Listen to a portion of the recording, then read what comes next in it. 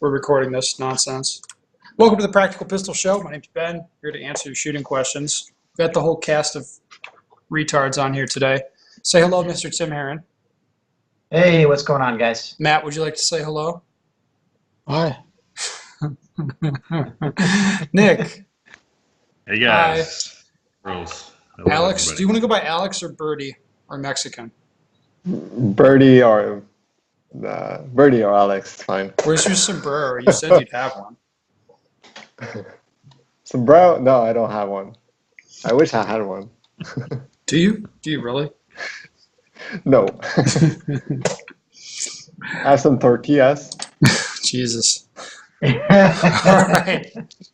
I have a question for you and the gang. When is it too late to change your stage plan? At a recent match, I had a good plan. Went a little conservative with my positions, but still felt it would be respectable. I was about the eighth shooter. The guy right before me shoots a completely different plan. It was at least 2 seconds or more better than mine. Being stupid, I changed and, as you might guess, completely screwed up and blew the stage. I didn't have enough time to get the new positions locked in before the buzzer. So when would have been the right time to change?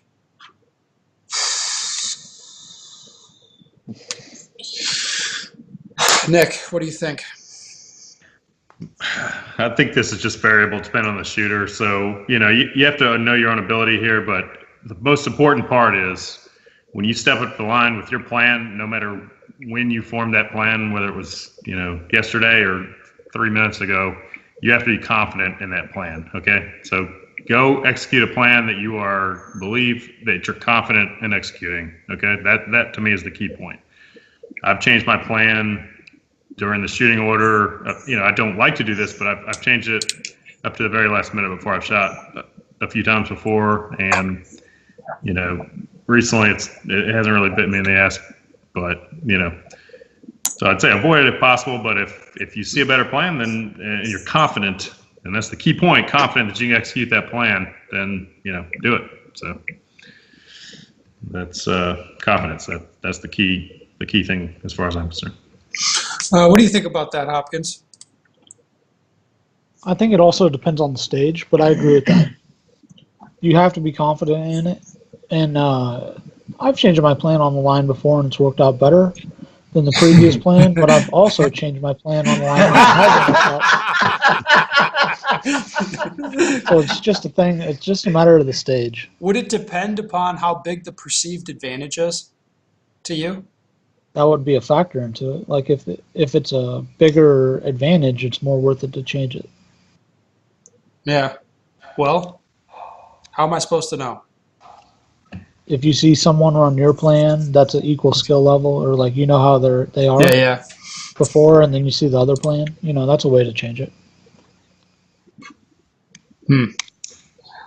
Alex, what do you think about this? Well, I'm still pretty new, so No, you're it comes not. with experience. Well, I mean, no, okay, I'm not. But I mean, Hey, you're national champion. Son of a bitch. it comes with like being able to visualize the stages. So I screw up still on sometimes just by trying to visualize something, and I see some better plans, and I'm like, oh, okay, I'm gonna do this instead. But I end up doing this my original plan. So sometimes it's not even worth it. Two plans will work equally if you execute it well. But most of the times I'll stick to my original plan unless, like the guy said, I see a really like bigger advantage of changing my plan. But usually if I'm in the hole or like on deck, I'm sticking to my plan and whatever happens. So yeah. Good rule of thumb. No, don't you agree? I don't know. I can't really think of a good rule of thumb for it. You know what I mean? It's like, I think for me, it depends so much on my gut feeling. Like in my training and in my brain, I know the stage plan doesn't matter that much. So if I see something that I really think is better, I know it's like, well, how much better could it be? Like 5% better on that stage, maybe, and it'll just come down to how well I execute. So I'll be disinclined to change my plan. But I've seen you do it in person. You've seen me do it. I do it sometimes. Probably shouldn't do it, but I do See, you do it more than once. it. Too complicated of a question. There's no rule of thumb. Like, it's not a simple enough question to say, okay, here's the parameters of when you're going to do it. Not. It's a complicated question. I agree. Let's say it's easy to change a plan on a short course, but it's hard to change a plan on like a multi-position, like long course, like completely different path. That's asking for trouble. I was thinking more like on mover sequences and things like that, how things activate. You know, like if you've got something you've got planned in, like I'm going to shoot this activator, I'm going to take this target, and then come back and get the mover, you know, and then you see somebody do something, maybe they squeezed in 2 more targets in between the activator and the mover sequence, and you think, oh, like that's one of those things where like, okay, you really have to be able to know for yourself, like, yep, I can do that, I need to do that so that I can gain the time on that. But you know, if it's something that has you completely changing directions or multi-positional or something like that, you know, I'm more inclined to just leave my plan well enough alone and just execute what I programmed for me to have it work. And 99% of the time, it works just as good as the guy that you saw, you know, two shooters ahead of you burn it down, and you think, oh shit, maybe I need to shoot his. No, you know, and when you compare the times at the end of it, it's like, oh, I shot my stage plan and was equally as fast. So, you know, I think it really just depends on the stage difficulty or what it is that you see different that you're going to change. Shit. All right, so go with your gut. Yeah. Well, I mean, no, if you see a guy do something and you're like, oh shit, I don't feel comfortable changing to that plan right now with how much time I have, however much that is, don't fucking do it. I mean, for me, I'm really sensitive to even saying something to some guy who's like, maybe if Hopkins is 3 down in the stack from me and I see something I think is better, I'm hesitant to even say anything to him at that point because I don't want to fuck him up, you know, or something like that. I would just be like, ugh, I don't want to say anything.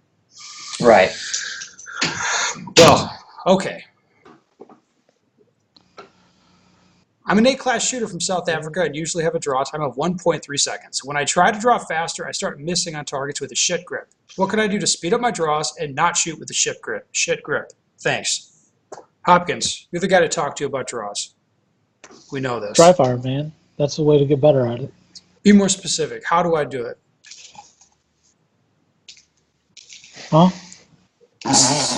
Like, if my draw is 1.3 seconds, what should I be doing in dry fire specifically? So I will work with par times, lowering the par times, and trying to learn how to draw faster when you lower the par times. Yeah, so you're going to miss You're your gonna grip go- a lot when you're gonna miss doing it a dry lot. fire. But you want to do it and miss it in dry fire. Yes. Right. Eventually you'll get it. Yes. You can just break down the drill. Like Is it dry just fire like- reloaded? yeah, I mean just like that Drill book. for the drill for the first half of the draw, drill for the second half of the draw, drill for For the the whole bar draw. time. Lots of different time limits for different target distances. Buy my shit, people. Whoa, shit. Whoops. That's why you don't hit your desk. Jesus, fire. Love my new room. So good. Oh my god. New Oh, yeah. different computer. Great. Having a good time.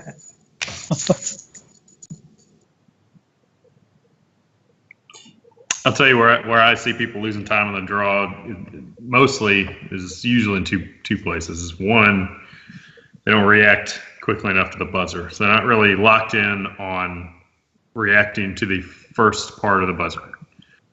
Okay. So their hand isn't moving by the time the buzzer stops. So you're losing 0.2 to 0.3 seconds right there. Okay. And then the second part is a lot of people have a little hitch in kind of where they're forming their grip, like where their gun is kind of meeting their support hand here, and they kind of pause the gun right there before they continue the gun up to the target. So, you know, I kind of consider that economy of motion. You got to kind of get that locked in while the gun is still moving. Okay, so you got to get your hand to the gun, as quickly as possible off the very front part of the buzzer, and then the gun can't stop moving until it's on target. So, if he's at 1.3, and I'm assuming that's a wide open 7-yard target, he's definitely got a solid, point four he can pick up there. It's probably mixed in with one of those two things, or both. And or, if I may add, I think people spend way too much time refining a sight picture on a 7-yard target. They spend too much time behind the sights instead of just trusting a minimal sight picture at 7 yards off the draw. A lot of times the guys have got the hand speed down and they've got the draw speed down to draw sub-second, 0.8, 0.9 of a second, but they spend way too long on the sights refining that sight picture before they press the trigger. That's a true fact. All right, let's move on. Next question. At my university, we have a shooting team that competes in Olympic and college-only action shooting league, as well as the team competed in an Area 5 match this year. Living in the dorms, we're unable to have our firearms with us. We're able to do live fire practice at the indoor range here, 22 only, and on weekends we go to the local club that has bays we are able to use. Any tips on dry fire training or anything we can do? Kind of in a tough spot if you're not allowed to have your gun. Right. I don't know. I never lived in the dorms when I was in college, and that was a big part of the reason why. Like, no gats? Fuck that. Fuck that noise. I mean, rules are meant to be broken. Just saying. They will ass fuck you so hard for breaking that particular rule. That is not a rule I would break, to be honest with you. Yeah, And I actually didn't break that particular rule in college either. But this may Shooting be, is fun, but losing a college education is probably not not the best choice. You would get run. I mean, just the way you'd get run through the mud for doing it would be Oh. like, oh, like this guy had a gun on campus. Sad. Your He's life would be obviously planning your a life would mass be shooting. so fucked. It would be so fucked up. And Yeah, then I moved you're to- sitting there trying to, and imagine if you actually had it with you in your dorm room doing dry fire. And some motherfucker rolls in there. Oh my God.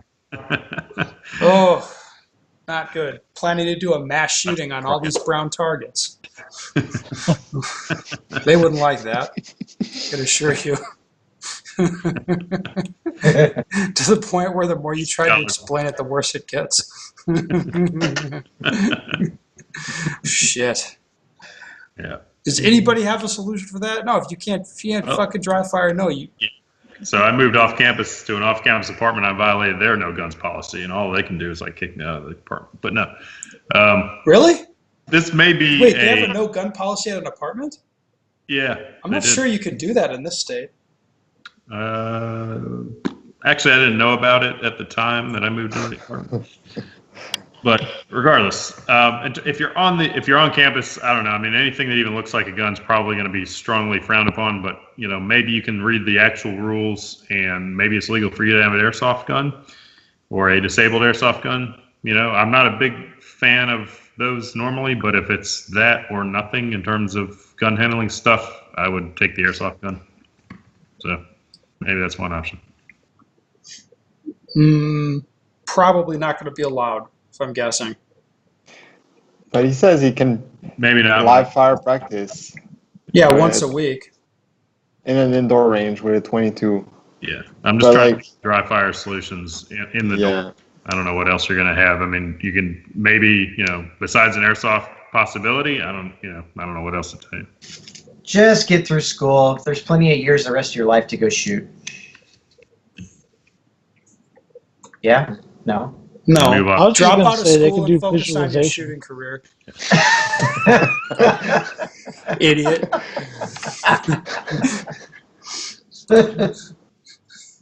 Move off campus as quickly as possible. That's what I did. What do you think, That's- Alex? You're the closest to college age here. No, actually, not. I don't know. Yeah, Well, I mean, if he can practice 22 only at an indoor range, at least could he get a conversion, of a CZ conversion to a 22? So at least he would get the holster and everything. I guess that could a little bit of something. Otherwise, I would just work on like I don't know. You're so If you fucked. can't- You're boned. If you dry fire, I would just work out physically and get in shape. And when I get a gun, I'll just dry fire and I'll be halfway done. I don't know. It's not a good situation to be in. No, it's That's not for good. Definitely not good. All right, guys. We hit it out of the park with the questions. All right. Excellent. Thank you guys for coming on. Listener people, if you have a shooting question you want the answer to, sounded like shitty question. I meant shooting question. You want the answer to, go to benstegger.com, send me your question. Love to take it for you. All right.